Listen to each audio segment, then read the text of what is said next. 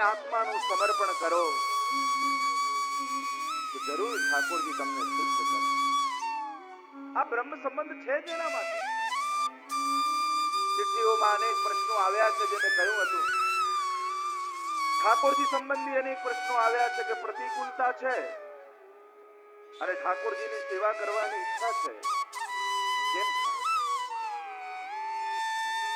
સાચું પૂછો ને તો પ્રતિકૂળતામાં જ જે સેવા કરવાનો આનંદ આવે ને, એ બહુ અનુકૂળતા હોય ત્યારે આનંદ નથી આવતો. બહુ જ બધું ગોઠવાઈ જાય ને બધું સરળ થઈ જાય, બધા મદદ કરવા લાગે ત્યારે તત્પરતા નથી હોતી, તાપ નથી હોતો.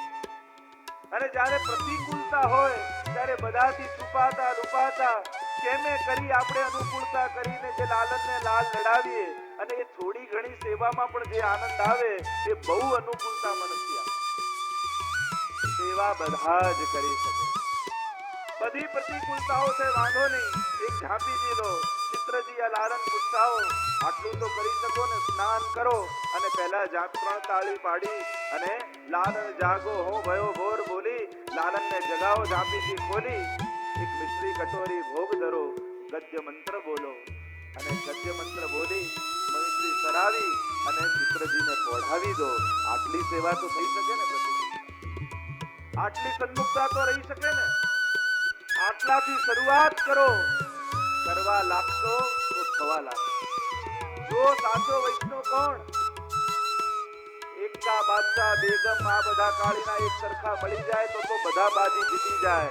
જે પત્તા મળ્યા છે એમાં બાજી જીતીને બતાવે સાચો ખિલાડી કહેવાય. તો જે મળ્યું છે, જેવી સ્થિતિ છે એમાં સેવા કરીને બતાવે સાચો વૈષ્ણવ. બાકી બધે બધું ગોઠવાઈ જાય ને પછી સેવા કરીએ એ તો સારું છે, કરવું જોઈએ, પણ આવી સ્થિતિમાં જો, અને એક વસ્તુ યાદ રાખો, ત્યારે બધું અનુકૂળ થવાનું જ નથી. અત્યારે જેવી સ્થિતિ છે એવી જ અંત સમય સુધી રહેવાની છે. ત્યારે એમ ન માનતો કે બધાય અનુકૂળ થઈ જાય. થઈ જાય તો ઠાકોરજીની કૃપા, પણ ન થાય તોય કૃપા માની. મહાપ્રભુજી તો આજ્ઞા કરે છે, ભાર્યાદિ અનુકૂલ કાર્ય ભગવત પ્રિયામ ઉદાસીને સ્વયં પુર્યાત પ્રતિકૂલે. કોઈ સાથ ના આપતું હોય તો એકલા કરી લે, પણ આ નથી કરતા અને આ નથી માનતા એટલે અમે નથી કરતા. અમારા ઘરમાં કોઈ માનતું નથી ને હું એકલી સેવા કેમ કરું? કરાય. એક ઝાંપીજી નાનકડી પધારીને એક ટેબલમાં પધરાઈ રાખો ને સેવા થઈ. એક વૈષ્ણવે પૂછ્યું છે કે અમારા ઘરમાં બીજો ધર્મ પાળે છે અને બીજા કોઈની દીક્ષા લીધેલી છે, તો અમે સેવા કરી શકીએ? પુષ્ટિ માર્ગીય સેવા કરવા માટે પ્રભુના તો થવું પડે. આ બ્રહ્મ સંબંધ શેના માટે છે? જો આપણું તન, મન અને ધન ત્રણે લૌકિક છે, તો લૌકિક પદાર્થોથી અલૌકિક પ્રભુને કેમ મેળવી શકાય? લૌકિક પદાર્થ હોય, સાધન જ લૌકિક હોય, તો લૌકિક પદાર્થોથી અલૌકિક પુરુષોત્તમ કેમ મળે? ન મળી શકે.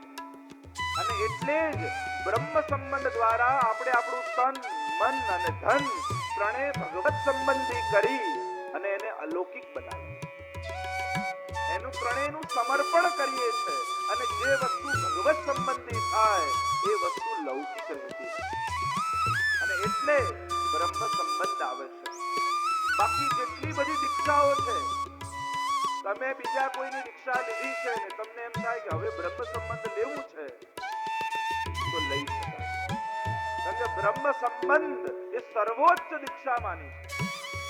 બાકી બધી સાધન રૂપ દીક્ષા છે, આ ફલરૂપ છે. પણ એકવાર લીધું પછી ઠાકોરજીના થઈને રહેવું, પછી મન બીજે ન જવું. તમે પહેલા કોઈ યોગે, કોઈના ફોર્સથી યા ઘરની વાતાવરણને કારણે કોઈ અન્ય દીક્ષા પહેલા કોઈ લીધેલી, પણ હવે સમજણ આવી મારે તો પુરુષોત્તમને ભજવા છે. જે અવતારી છે, જે આ બધા અવતાર લઈને આવે છે એવા પરમ પુરુષોત્તમને ભજવા છે. અને આવો સંકલ્પ તમને થયો અને થાય કે હવે બ્રહ્મ સંબંધ લઈને સંબંધ બાંધો. એ બધી તો દીક્ષાઓ છે, આ સંબંધ છે. અને જો પ્રેમ ન રહે તો સંબંધે તારી દે. તો બ્રહ્મ સંબંધ લઈ શકાય, પણ લઈને પછી જ સેવા કરવી. સાથે રહેવા માટે પરણવું તો પડે ને. તો ભગવાન સાથેનો આ વિવાહ છે.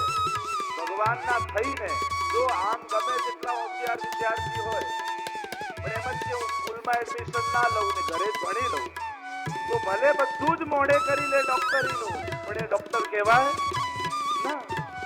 અને ડોક્ટરી કરે તો એ ઓથોરાઇઝ ન કહેવાય, પોલીસ પકડી જાય.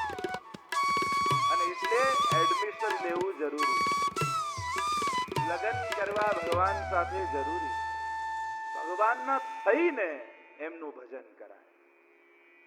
તો પુષ્ટિ માર્ગની સેવા માટે ભાવ છે, તો પુષ્ટિ માર્ગ સ્વીકાર કરીને સેવા કરો. પૂછ્યું છે કે હું બીજામાં છું ને પુષ્ટિ માર્ગ માટે મને ભાવ છે અને એ અનુસાર સેવા કરવા માંગુ છું, તો પછી ગોપી બની જાઓ અને પછી કૃષ્ણને ભજો, તો વધારે આનંદ આવશે. 7 પ્રકારના અન્યાશ્રય કયા એ પૂછ્યું છે. દેવ, ઋષિ, પિતૃ, આત્મા, પુત્રાદિ, કુટુંબ, વૈદિક કર્મો અને પારલૌકિક કર્મો, આ 7 પ્રકારના અન્યાશ્રય જ્યારે ઠાકોરજીએ ગિરિરાજ ધારણ કર્યા ત્યારે આ 7 દિવસ ધારણ કરી 7 પ્રકારના અન્યાશ્રય દૂર કર્યા. જીવનમાં 3 વસ્તુ દુર્લભ છે જે વચનામૃતમાં આપણે આજ્ઞા કરી હતી. તો એક તો મનુષ્ય અવતાર, મોક્ષની ઈચ્છા. બીજું તો ત્રીજું કયું? ત્રીજું છે મહાપુરુષ સંશય. મહાપુરુષનો સંગ દુર્લભ છે, કે જેના દ્વારા ભક્તિ ઉત્પન્ન થાય એવા મહાપુરુષનો સંગ દુર્લભ છે. એક પ્રશ્ન છે કે એક બહેનને જરાય અનુકૂળતા નથી, અનેક કાર્યો છે ને એકલા રહે છે, કેમ ભગવત સેવા કરે? ભગવત સેવા થઈ શકે બને તો વ્યક્તિગત આવીને મળશો તો એનો રસ્તો તમને મળશે. સેવા બધા જ લોકો કરી શકે છે. ભગવાનથી દૂર રહે એવો વ્યક્તિ, દુનિયા ભગવાનની કૃપા એટલી મોટી છે કે માણસ જિંદગીભર એટલા પાપ કરી નથી શકતો જેટલી મોટી ભગવાનની કૃપા છે. કોઈ એમ કે હું એટલા બધા પાપ કરેલા છે કે મારા પર કૃપા થાય જ નહીં, તો આ વાત સાવ ખોટી. દરેક વ્યક્તિ, તમારી એવી સ્થિતિ તો નથી ને કે પાણી ખાઓ છો તો પાણી પીને રહેવું પડે. હરી સેવા મેં ખર્ચ ન લાગે, પદ કહ્યું છે ને. પોતે કપડો પહેરો છો તો એક સાડી કપડાનો અને એનો વાઘો કરીને ઠાકોરને ધરાવશો ને તોય ઠાકોરજી રાજી છે. તમારી એવી સ્થિતિ તો નથી ને કે મિશ્રી ખાલી ખાઈને જીવી શકો. રાંધો તો છો ને તમારા માટે, તો થોડું પવિત્રતાથી રાંધો અને ઠાકોરજીને ધરો, તો ઠાકોરજી આનંદ માને. પ્રતિકૂળતાઓ લાગે પણ મહાપ્રભુજી એવી કૃપા માર્ગ બનાવ્યો છે, દરેક વ્યક્તિ સેવા કરી શકે છે અને દરેકે કરવી જ જોઈએ. ભગવાનની લીલા પોષક છે, નિર્દોષ છે અને શ્વેત છે. તો શ્વેત એટલે શું? શ્વેત એટલે નિર્દાગ. હા, સંભળાતું નથી. કેમ ભગવાન નથી આમાં? નથી આમાં ભગવાન નથી? છે કે નહીં? હા કે ના તો પાડો. છે કે નહીં?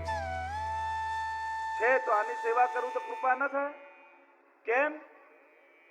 જો ભગવાન તો બધે છે, પણ આ માઇકમાં રહેલા ભગવાને મારા ઉદ્ધારનો સંકલ્પ નથી કર્યો. પુષ્ટાયેલા ઠાકોરજી એટલે શું?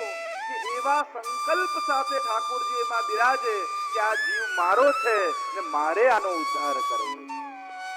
એવા સંકલ્પ સાથે પ્રભુનો આવિર્ભાવ કરાવવો, એનું નામ પુષ્ટાવવું.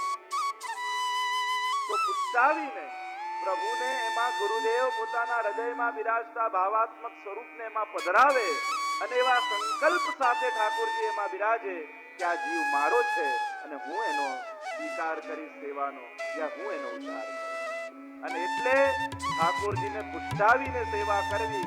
પ્રાચીન આચાર્યોની તો એવી આજ્ઞા છે, જો પુષ્ટાયા વગર ચિત્રજીની સેવા કરો છો તો એ સેવા ચિત્રકારને પહોંચે. જેણે ચિત્ર બનાવ્યું છે એને પહોંચે છે, ઠાકોરજી નથી પહોંચે. તો જેમ મર્યાદામાં પ્રાણ પ્રતિષ્ઠા શબ્દ છે, એમ પુષ્ટિ માર્ગમાં પુષ્ટાવવું શબ્દ છે. ગુરુજન પોતાના હૃદયમાં બિરાજતું ભાવાત્મક સ્વરૂપ એ સ્વરૂપમાં બદલાવે. તો વિતાવીને સેવા કરવી. તો થોડા પ્રશ્નો હતા. આજે પણ તમને કોઈ પ્રશ્ન એવા ઉદ્ભવ થાય તો કાઉન્ટર પર તમે ચિઠ્ઠી લખીને આપશો તો એના ઉત્તર તમને મળશે. આવો ગોપી ગીતમાં પ્રવેશ કરીએ. પ્રથમ શ્લોકનું ગાન કાલે કર્યું હતું અને દર્શન કર્યું હતું. આવો પ્રથમ શ્લોકથી પ્રારંભ કરી વિશિષ્ટનું દર્શન કરીએ. આપના પ્રાગટ્યથી વ્રજ અધિક શોભાને પામે. ઇન્દિરા લક્ષ્મી અહીં નિત્ય નિવાસ કરે છે. વૈકુંઠના સુખો છોડી બ્રજમાં સેવાનો લાભ લેવા આવ્યા છે. દૈત દૃષ્ટિતા એ દયાળુ દર્શન આપો, અમને જુઓ. દીક્ષુ તાવકાહ અમે તમારા આ જીવન આપને સમર્પિત કર્યું છે.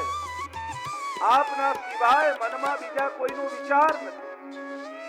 અમે અનન્યાશ્રય કર્યો અને અનન્યાશ્રય એ જ પાયો છે. ભક્તિ માર્ગમાં જેની શ્રદ્ધા દ્રઢતા નથી એની શ્રદ્ધા ટકતી નથી. હનુમાનજી જ્યારે લંકામાં ગયા, રાવણ આગળ પગ મૂક્યો. જો તું પગ મારો હલાવી દે તો સીતાજીને હારી જાઉં. અંગદ ને બીજા બધા વાનરો ડરી ગયા. અરે ક્યાંક રાવણ પગ હલાવી દેશે તો સીતાજીને હારી જવું પડશે. રાવણે બહુ કોશિશ કરી પણ પગ હલાવી ન શક્યો. જ્યાં હનુમાનજી આવ્યા ત્યાં અંગદજીએ કહ્યું, અરે જો પગ હલી ગયો હોત તો શું થાત? હનુમાનજીએ કહ્યું, અંગદ, શ્રદ્ધા હોય ત્યાં જો અને તોને સ્થાન નથી હોતું. પગ મૂક્યો એટલે મૂક્યો. જ્યાં દ્રઢતા હોય ત્યાં જ ભગવાન આવે. જ્યાં જો અને તો આમ હોય, સેવા પધરાવીએ તો શું થશે? જો બ્રહ્મ સંબંધ લઉં તો શું થશે? આમ જો તો વિચારતા રહેશો તો જીવનમાં કંઈ પામી નહીં શકો. માહી પડ્યા તે માં સુખ માણે દેખનારા દાજે જોને. અહીંયા તો છલાંગ લગાવી તો લગાવી. ભગવાન પર ભરોસો હોવો જોઈએ. વલ્લભ હી કો ભારી ભરોસો, વલ્લભ હી કો ભારી. દ્રઢઈ ન ચરણન કેરો ભરોસો. આ દ્રઢતા જ તારે છે. અહીંયા તારનારા સ્વયં પ્રભુ છે. અર્થ સકળ જેનો સીધો, લીલા માહે તાણી